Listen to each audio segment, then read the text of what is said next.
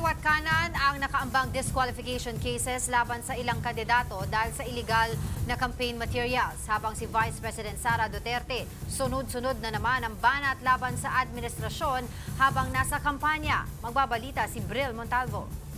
Dapat siya managot kasi that is an impeachable offense.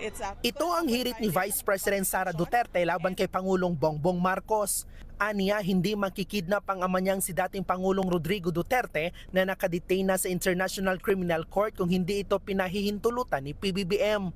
It's a culpable violation of the Constitution and betrayal of public trust because they allowed a foreign jurisdiction to intervene in our national sovereignty.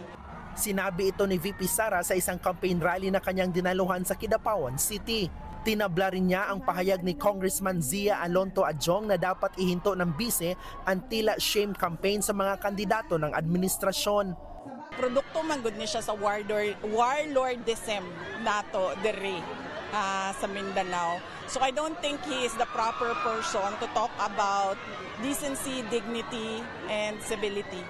Sinampahan naman ang disqualification case sa COMELEC ng residenteng si Remer Baquiler, si Pamplona Negros Oriental Mayor Janice Digamo. Kumakandidato sa nabakanting pwesto ni dating Congressman Arnulfo Teves si Digamo. Pero base sa reklamo, hindi residente ng 3rd District ng Negros Oriental ang alkalde. Ang COMELEC iraraffle ang DQ petition sa isang COMELEC division at bibigyan ng pagkakataong makasagot si Digamo.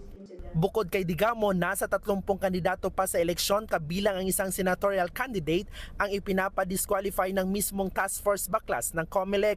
Despite several notice at pakiusap, hindi pa rin po nila tinanggal. 3 kandidato naman ang pinagpapaliwanag ngayon ng COMELEC Task Force SAFE dahil sa posibleng paglabag sa anti-discrimination and fair campaign guidelines. Para sa 1PH, Bril Montalvo, News 5.